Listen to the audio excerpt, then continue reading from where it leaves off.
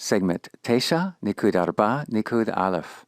Ya'azov Rasha Darko. Ya'azov Rasha Darko. In this segment, you'll learn how to express a wish concerning someone who is not immediately present. You might observe someone with hidden talent and say to a friend, "I hope she realizes how gifted she is." You're expressing a hope or a wish without addressing that person directly. That person is in the third person. Hebrew has a particular way of expressing these third-person wishes or commands, for this is part of the command system that we're studying in this unit. Hebrew employs a form known as a jussive to express a third-person command. We see an example of this in the title excerpt, Ya'azov Rasha Darko. Here, the king of Nineveh is expressing a wish or determination for the wicked, but he is not speaking to them directly, as if to say, "You wicked person, you must forsake your way." Rather, he's referring to them third person. May the wicked forsake his way. Notice first of all then that the jussive supplies a command expression for the third person. May he, may she, or may they do something. In contrast, the imperative supplies the second person command. You do this or that. Actually, we've already encountered some jussives. Let's review them, and you'll see how familiar you are with them already. Yivarechecha Adonai. This expresses, may the Lord bless you. It's a wish that a third-person entity, that is the Lord, would do something. Yivarechecha is a jussive plus a pronominal suffix. It happens to be in the PL binyan. In the Jonah episode for segment Sheva Nikud Arba, we found the elders of Nineveh expressing a wish that something would happen. They said, Yikara'u Shalosha Anashim. Yikara'u Shalosha Anashim. Yikara'u is a jussive. It means, let them or may they be summoned, namely, a group of 3 men. This happens to have been in the Nifal binyan. So we've seen that when Hebrew wishes to express a wish or command for a third person, it will use the jussive form. Now we want to become aware of how these jussive forms are spelled.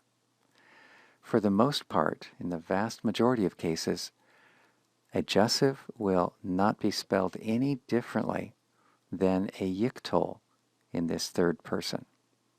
Once again, for most cases, they will be indistinguishable from a yiktol when it comes to the spelling. Now, the exceptions to that will be described in the next few minutes, and then we'll talk about other ways that you can recognize when a form is actually operating as a jussive, although it won't be spelled any differently from a yiktol and an indicative, which is a simple statement of fact. When a jussive is spelled distinctly, it will be a little shorter than its indicative, its fact-stating counterpart in the yiktol. These shortened forms or apocryphated forms tend to occur with 3 groups of verbs. First are those that are hollow, with a vav as the second radical. So in the indicative, yamut, he will die, we find that the shuruk reduces to a holum, and the jussive is spelled yamot. Group 2, these are third yod-hey verbs. In these, the final hey is omitted, so that an indicative like ya'aseh is shortened to simply ya'as, and there is also a shift of accent in that case. Group 3, the vowel hirik yod will reduce to a tzede when it appears in a closed syllable. We see this happening with he-feel verbs. They often will have a hirik yod as a theme vowel, and also second yod verbs, even when they're not in the he-feel binyan. An example of this is the verb yagil. The hirik yod will reduce to yagel. Let's look at a wider collection of examples. We'll begin with the second vav verbs, that is the hollow verbs. As we saw earlier, yamut, which is indicative, he will die. When we wish to form a jussive, may he die, from the same form, it becomes yamot, a shorter form.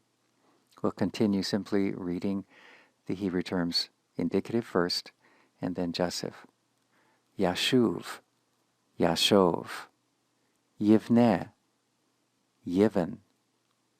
Now group 2, third yod-he verbs. Yihyeh, yehi. Incidentally, we find that verb yehi often in the creation account. Let there be, one element after another in the creation sequence. Ya'aseh, ya'as. And now group 3, where a hirik yod will reduce to a tzere. Yagid, yaged, yagil, yagel, yafkid, yafked. Finally, let's consider how we can recognize jussives even in those situations when their spelling is indistinguishable from an indicative, a fact stating yiktol. There are 2 ways. First, when we discover a form spelled as a yiktol, but appearing first in its clause, this position generally signals that it is actually operating as a jussive. We find this illustrated with the section heading, Ya'azov Rasha. We have the yiktol form first, and even though there's nothing in its spelling that tags it as a specific jussive, by virtue of the verb, a yiktol, being first, this suggests that it's probably operating as a jussive. And that indeed is the case with this expression. In contrast, had some other element, such as in this case, the subject, Rasha, come first, resulting in the expression Rasha Ya'azov, this would tip us up to the fact that Ya'azov is not operating as a jussive. We should translate that phrase, the wicked will forsake, rather than may the wicked forsake. Here's an example from the creation account that illustrates a yiktol in first position operating as a jussive, expressing a third-person wish or command.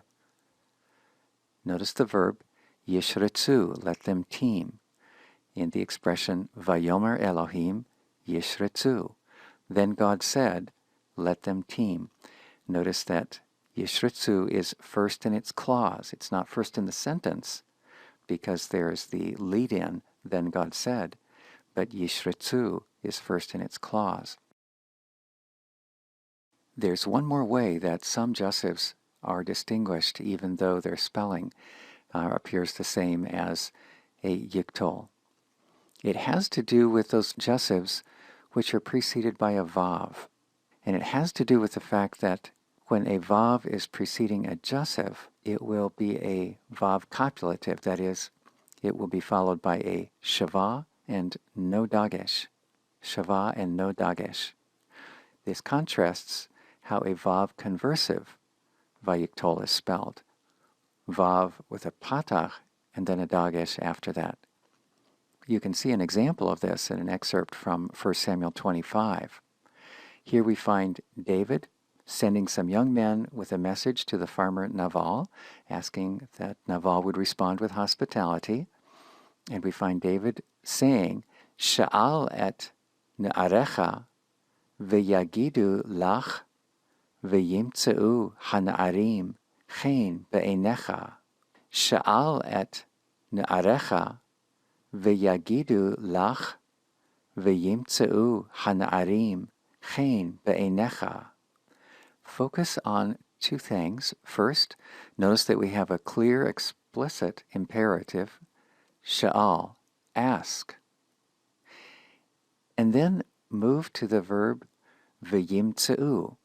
Notice that yimtzeu is a yiktol. It's preceded by a vav, and now concentrate on the spelling of the vav. It's followed by a shava with no dagesh in the prefix of the yiktol, in the yod. That's the way a jussive preceded by a vav is presented. And for that reason, we render this, ask your young men, there's a clear imperative, and they will report to you, so may the young men, here is David's wish or third person command, may the young men find favor in your sight. Perhaps you were wondering why we drew attention to the fact that this expression began with an explicit imperative, sha'al. The reason is this: when a gessive is combined with a vav copulative, such as in v'yimtzeu, that gessive will tend to appear sometime after a command form, a volative form. That's why noticing the sha'al is important. It further confirms that v'yimtzeu is indeed a gessive. And the relation between those two is that the gessive serves as a consequence to that prior command. First ask, and then in consequence, please do this next thing. Treat these men with favor, literally third person. May the young men find favor. So we say that the gessive with a vav copulative supplies a consequential volative, that is a wish or a command statement.